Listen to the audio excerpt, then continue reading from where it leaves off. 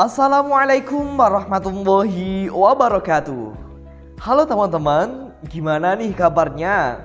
Semoga selalu dalam keadaan baik ya. Amin. Baik, sebelumnya perkenalkan, saya Ahmad Syaifuddin. Nah, pada kesempatan kali ini saya akan berbagi sedikit ilmu nih buat teman-teman terkait dengan apa itu wakaf, dasar hukum wakaf, macam-macam wakaf, dan juga syarat serta rukun-rukun dari wakaf itu sendiri. Nah, langsung saja ya, simak pada video ini.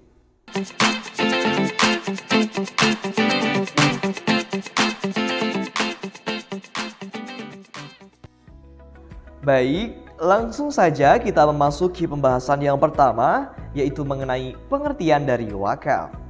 Nah, teman-teman, wakaf merupakan salah satu kata yang berasal dari bahasa Arab, yaitu waqafa, yang memiliki makna menahan, menghentikan atau mengekang. Nah, dalam bahasa Indonesia, kata wakaf ini biasa diucapkan dengan wakaf, dan ucapan inilah yang dipakai dalam perundang-undangan di Indonesia. Nah, adapun menurut istilah pengertian wakaf adalah menahan harta yang dapat diambil manfaatnya tanpa menghabiskan atau meneruskan bendanya dan digunakan untuk kebaikan. Nah, adapun definisi wakaf menurut terminologi fikih adalah penahanan kepemilikan atas hartanya yang mana dapat dimanfaatkan tanpa merubah substansi dari segala bentuk tindakan atasnya dan mengalihkan manfaat harta tersebut untuk salah satu ibadah, pendekatan diri kepada Allah Subhanahu wa taala, dan juga dengan niat untuk mencari ridha Allah. Nah, teman-teman, gimana nih? Sudah paham kan apa itu wakaf? Selanjutnya yaitu mengenai dasar hukum wakaf. Nah, teman-teman, perlu kita ketahui bahwasanya ada dua sumber dalam wakaf itu sendiri. Nah, apa saja? Yaitu yang pertama bersumber dari Al-Quran dan yang kedua bersumber dari hadis.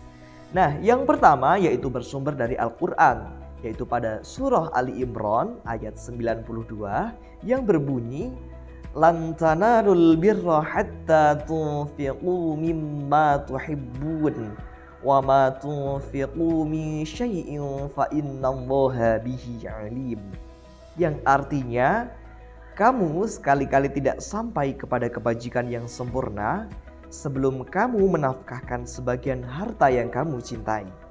Dan apa saja yang kamu nafkahkan, maka sesungguhnya Allah mengetahui. Nah, adapun dasar hukum yang kedua dalam pelaksanaan wakaf adalah pada hadis. Nah, para ulama menilai bahwa wakaf termasuk dalam kategori sedekah jariah, yang mana nilai pahalanya senantiasa mengalir selagi manfaatnya bisa dipetik.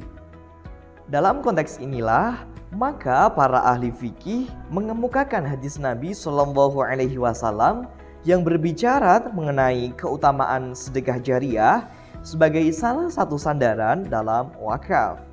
Adapun hadisnya yang artinya dari Abu Hurairah radhiyallahu an, sesungguhnya Rasulullah Shallallahu Alaihi Wasallam bersabda, apabila anak Adam manusia meninggal dunia, maka putuslah amalnya kecuali 3 perkara, yaitu yang pertama adalah dari sedekah jariyah, yang kedua yaitu ilmu yang bermanfaat, dan yang ketiga yaitu anak soleh yang mendoakan orang tuanya. Hadis riwayat Muslim. Nah, kedua sumber itulah yang menjadi dasar dalam pelaksanaan wakaf dalam ajaran agama Islam dan juga khususnya dalam pelaksanaan wakaf di Indonesia. Oke, gimana nih? Sudah paham terkait dengan pengertian dan juga dasar hukum wakaf?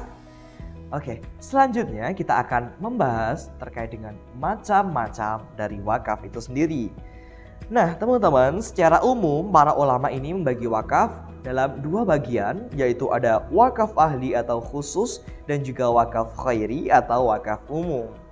Nah, yang pertama kita akan bicara mengenai wakaf ahli atau wakaf khusus, yang mana wakaf ini merupakan wakaf yang ditujukan kepada orang-orang tertentu, seseorang atau lebih, baik keluarga wakif ataupun bukan. Nah, misalkan nih mewakafkan buku kepada anak-anak, yang mana nanti mampu untuk dipergunakan kembali, kemudian kepada cucu-cucunya dan lain sebagainya. Nah, adapun dalam wakaf khairi atau wakaf umum merupakan wakaf yang sejak semula ditujukan untuk kepentingan umum, tidak khusus untuk orang-orang tertentu. Nah, jadi wakaf khairi ini adalah kebalikan dari wakaf ahli. Nah, wakaf khairi ini sejalan dengan jiwa amalan wakaf yang mana amat digembirakan dalam ajaran Islam. Adapun macam-macam wakaf berdasarkan tujuannya dibagi menjadi 3 bagian. Yang pertama ada wakaf sosial, wakaf keluarga, dan juga wakaf gabungan. Wakaf sosial adalah wakaf yang mana untuk kebaikan masyarakat, yaitu apabila tujuan wakafnya untuk kepentingan umum. Misalkan mewakafkan tanah untuk didirikan bangunan sekolah, masjid, dan sebagainya.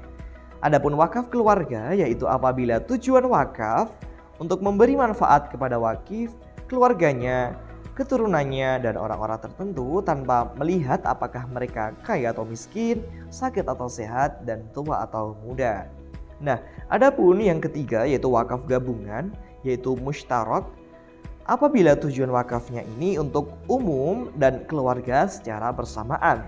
Nah, adapun contoh dari wakaf mushtarak ini adalah misalkan nih seseorang mewakafkan toko miliknya, kemudian menetapkan bahwa hasil 50% dari pengelolaan tokonya tersebut diperuntukkan untuk keluarganya, misal kepada anak-anaknya, cucu-cucunya, dan sebagainya.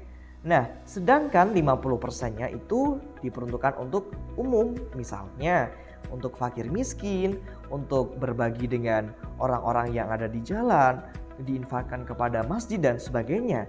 Nah, jadi disebut mushtarak atau gabungan karena pemanfaatannya adalah ditujukan untuk keluarganya dan juga untuk umum.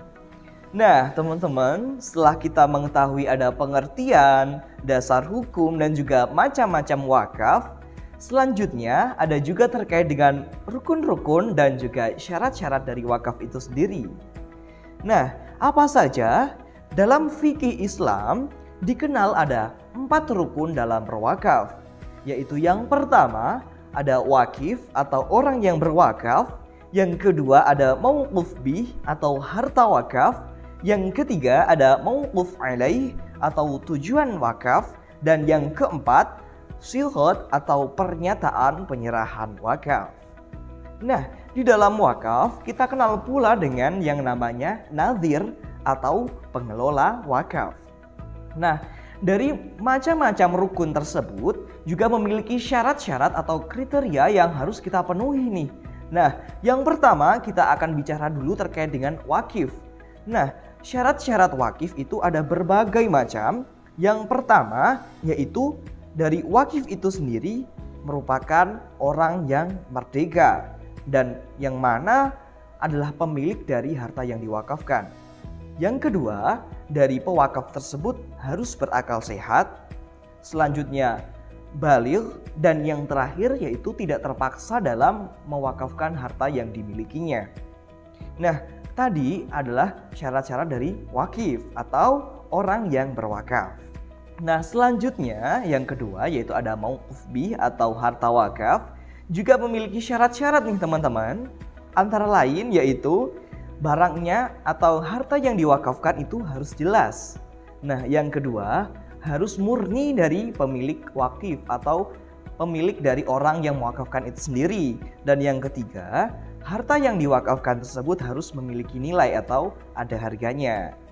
Nah, kemudian syarat-syarat dari mauquf alaih atau tujuan wakaf atau penerima wakaf yaitu meliputi pihak yang berorientasi pada kebajikan. Nah, jadi orang yang menerima wakaf itu harus mampu mengaplikasikan atau mengelola harta wakaf itu untuk kebaikan. Nah, selanjutnya adalah barang tidak kembali pada wakif. Dan selanjutnya lagi adalah tujuan wakaf itu harus untuk beribadah, jangan untuk bermaksiat kepada Allah Subhanahu wa taala ya teman-teman. Dan yang terakhir yaitu pihak yang diberi wakaf harus cakap hukum untuk memiliki dan menguasai dari harta wakaf yang telah diterimanya.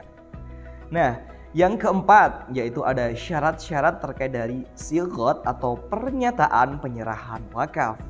Nah, hal ini harus mampu untuk dinyatakan dengan jelas secara lisan maupun tulisan. Ada pula dari sighot ini tidak mengandung pengertian untuk mencabut kembali wakaf yang sudah dilakukan. Nah, jadi ketika kita sudah berikrar penyerahan harta wakaf, maka kita tidak ingin berniat kembali untuk mengambil wakaf yang telah kita berikan tersebut ya teman-teman. Nah, selanjutnya ada nadhir atau pengelola wakaf yang mana juga memiliki syarat-syarat yang harus dipenuhi ya teman-teman. Nah, apa saja? Yang pertama yang menjadi syarat dari nadhir adalah dia harus muslim atau beragama Islam. Yang kedua, yaitu mampu untuk bersikap adil terhadap semua pihak yang terlibat dalam aktivitas wakaf. Yang ketiga, yaitu dia harus memiliki kecakapan hukum dalam artian mampu untuk mengelola wakaf yang baik dan benar seperti apa, dan juga mampu untuk manajemen dalam pengelolaan wakaf yang baik. Nah, yang menjadi syarat selanjutnya yaitu dia harus berakal atau tidak dalam keadaan gila ya teman-teman. Dan yang terakhir yaitu dia harus baligh, sehingga bisa membedakan mana yang baik dan mana yang buruk dalam aktivitas wakaf. Nah, ada pula tugas-tugas dari nadhir itu sendiri ya teman-teman yang harus kalian ketahui nih. Yang pertama yaitu adalah memelihara harta wakaf. Dan selanjutnya yang menjadi tugas dari nadhir adalah membagikan harta wakaf kepada pihak yang berhak menerima wakaf. Nah, demikian tadi penjelasan saya terkait dengan pengertian, dasar hukum, macam-macam, rukun-rukun dan juga syarat-syarat dari wakaf. Nah, gimana? Apakah sudah paham teman-teman? Nah, sekian mungkin penjelasan atau sharing-sharing ilmu dari saya pada kesempatan kali ini. Kurang lebihnya saya mohon maaf. Sekian, wallahul muwaffiq ila aqwamit thoriq. Wassalamualaikum warahmatullahi wabarakatuh.